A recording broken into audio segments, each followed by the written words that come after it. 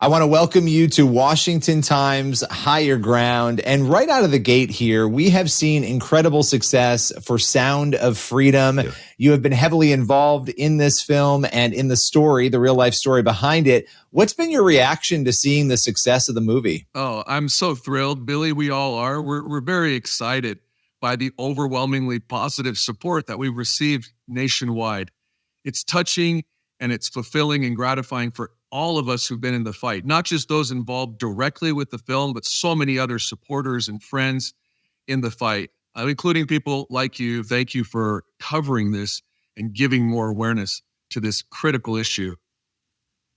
Yeah, you know, one of the things, and you're the Attorney General of Utah, you deal with a lot of issues. This is one of them. And for a long time, you have been heavily embedded in this. You've worked with Tim Ballard, who is the subject of Sound of Freedom.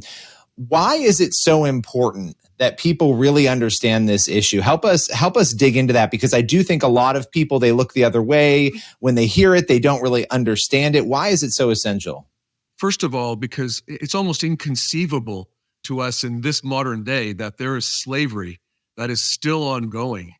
So many people in our history books teach us that slavery has ended.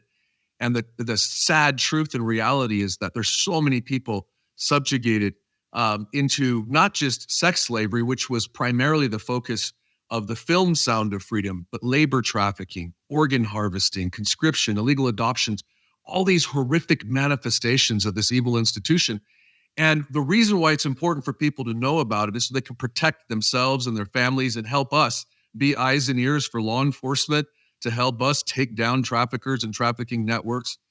And also, again, I think it's a unique opportunity to come together as a nation and as a world community. There are a lot of things that divide us, particularly in politics. But as I say often, Billy, this issue of combating human trafficking that Sound of Freedom so elegantly, depicts, I think this is one area. It's not a Republican or Democrat issue. It's not left, right, progressive, conservative. It is a humanitarian, a human issue.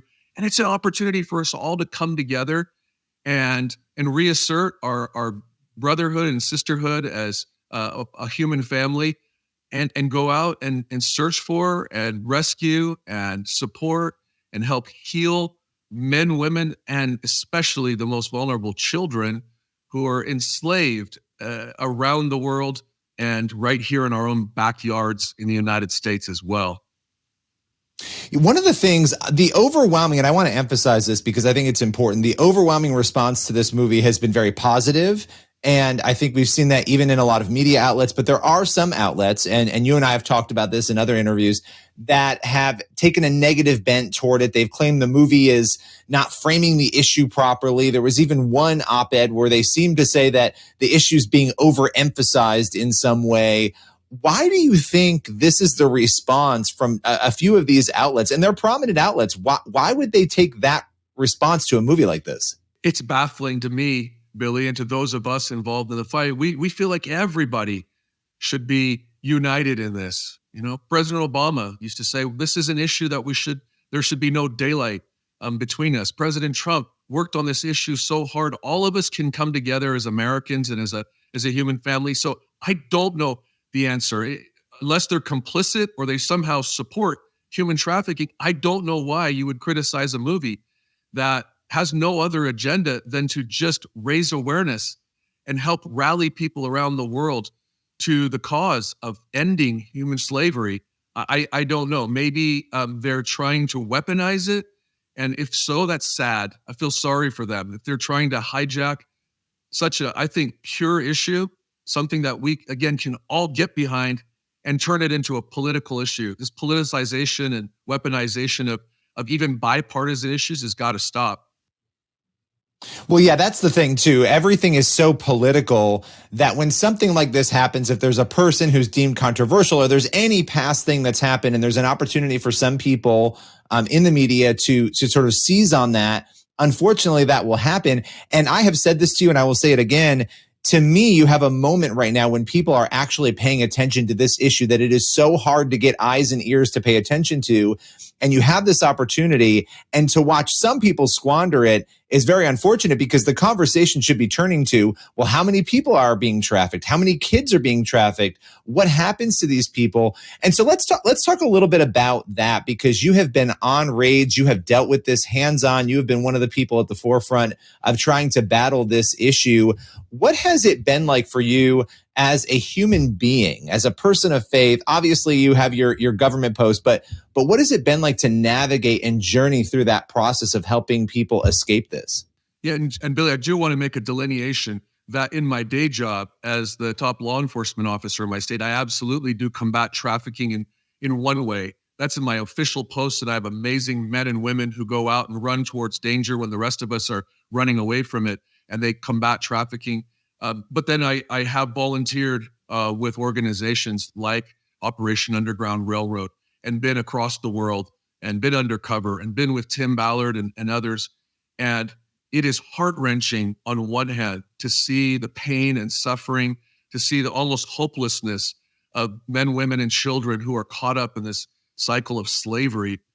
And then on the other hand, it is absolutely exhilarating, so fulfilling to be able to help rescue them, and even perhaps more importantly, after the rescue, to help heal them, to help empower them, to to give them job skills and education, to give them a new start, so that they never have to fall back into that trap of the life, as we call it, the life in servitude and slavery, in trafficking. And so, as a person of faith, it takes every ounce of faith that Tim and I have to stay positive sometimes. It's really dark and it can be depressing, but we have our inner faith and our inner light, and then we're so blessed to have incredible families and support systems, and listeners and viewers of your outlets who reach out and provide a lot of light and a lot of prayers. And we feel like God is with us. And I want to be inclusive. That can be God as I know it, God as you know it, as anybody else might. I've said jokingly, and I don't mean to sound flippant, but on some of the operations, and we're in other countries, and we've we've jokingly said, we're praying in any language to any God who might be listening out there, because we need everybody. Everybody is a potential victim, but everybody is also part of the potential solution to this. So that's how we've coped with it, Tim and I and others in the fight. And it's a dark, very gritty subject, but if we can bring light and shine that light, there is hope.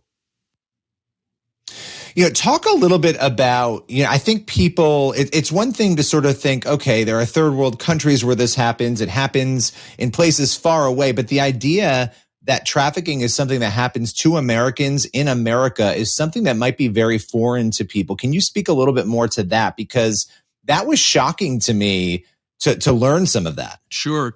And it certainly does happen in far-flung places around the world. It happens in every country, but it also happens in every state in America, and in nearly every community, whether that be rural or urban or suburban. And it is happening at an alarming rate. And it's happening largely because people aren't aware, because the average human being doesn't think in their heart that another human being could be so cruel and so evil and sell another person, right? Our liberties are our most precious commodity, our lives and the innocence of those that we love. So I think one of the reasons why most people don't recognize it is because they're not attuned to it. But once they are, I feel like they have a responsibility. I hope they'll go out and watch the film and see Sound of Freedom and answer the call, and then use their influence, use their talents and their expertise to find ways to wake others up. And with that, I think we can create an even greater groundswell, a movement that is worldwide, a movement that says we won't, during our lifetimes, rest until we do everything we can to overcome this horrific institution. Another issue I want to ask you about is the border, the crisis at the border. There's a lot of politics around that, but the reality is there are human beings at the center of this, and trafficking has often come up as one of the issues, terrorism concerns. I mean, the list goes on. Can you talk a little bit about the situation there and why people should care about it? Sure. We have an absolute crisis at the border, Billy, and there are all sorts of threats that are imminent. They're clear and present dangers, and they're coming across. So if you strip away all of the politicization, all of the rhetoric on all sides, the facts are people who are coming across, people of goodwill, whether they're coming legally or not, are being exploited by organized crime, by cartels. Exploited in what way? They're being human trafficked, muling drugs across to sell drugs. How many doses of lethal fentanyl was confiscated last year, Billy? Somewhere around 9 billion. That's billion with a B. 9 billion. That's just what we confiscated at the border. And that's just the federal government, not to mention state agencies.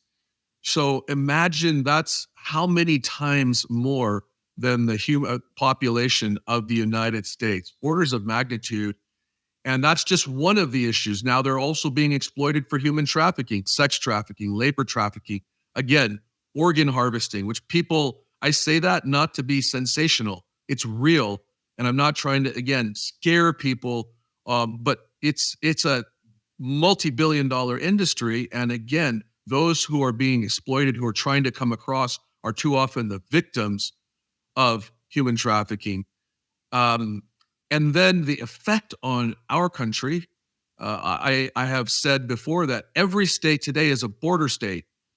Now, not all are physically contiguous to the border, but the effects of what is coming across, the illicit activity, far more child predators are coming across. That's fact. Those are statistics that are not political, because there's very little resistance there. That affects us. The drugs affect us. The human trafficking affects us. The organized retail crime, where businesses are losing $90 billion a year because those who are being trafficked are forced to boost being steal, take thousands of dollars of goods every single day from stores like Home Depot or Lowe's. This is all coming together. And Billy, just to underscore how bad it is, the cartels that have traditionally tried to destroy each other and have spent much of their time feuding and fighting right now are doing so well that they have truces with each other, because why fight against each other when it's blue sky in the United States? They can all come across, and there's so much opportunity. There's so much business. And so when we talk about fighting human trafficking, you can't talk about that without really having an honest, serious conversation about how to shut the border down. And again, I don't mean shut it down to everyone. There are legal processes. Of course, we want immigrants to come here. I'm the son of an immigrant. I'm the grandson of an immigrant. I'm the great-grandson of immigrants. I know what immigration has done to strengthen and fortify our country. But immigrants, and this is again, it gets politicized so much. Immigrants too often are the victims of these cartels and others who are taking advantage of an open, porous border policy. As you're saying all of that, it brings me back to how we started this conversation, which is the sound of freedom, and the fact that we're able to talk about these issues right now. It's amazing that we can have these conversations because the country is paying attention. At the end of the day, as a final question, when all is said and done with this film, what are you hoping the impact is? I hope people wake up and realize that the worth of souls is great, that there are children and men and women, not just in far-flung countries and third world countries, but right here in our own backyards, and that we can all make a difference.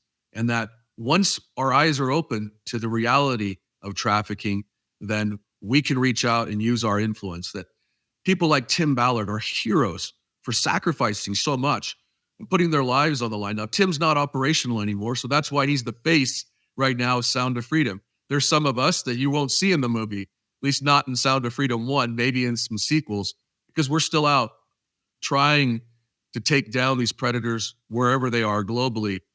I want people to understand that The Sound of Freedom is real. Of course, it's a fictional version, but it is so real. Jim Caviezel does such a good job of portraying Tim and the burden of the knowledge of what's going on, and then he left everything that was comfortable in his life to go out and risk and put it all on the line, and rallied so many to the cause of fighting against human trafficking. And so we should applaud people like Tim Ballard and everyone else who's in the fight. And America, this should be an issue that we can all come together on. And we should all be concerned, and we are all human beings. Again, I'll say it again. This is not a left or right issue. It's not a Republican or Democrat issue. It's a human issue. And as we're all part of our human family, I hope people will not just watch the film, but that it'll inspire them to action, and they'll figure out ways to lend their voice across the globe to end human trafficking once and for all. That is an amazing place for us to close. Appreciate you joining us and sharing your insight and your story today. Thank you, Billy.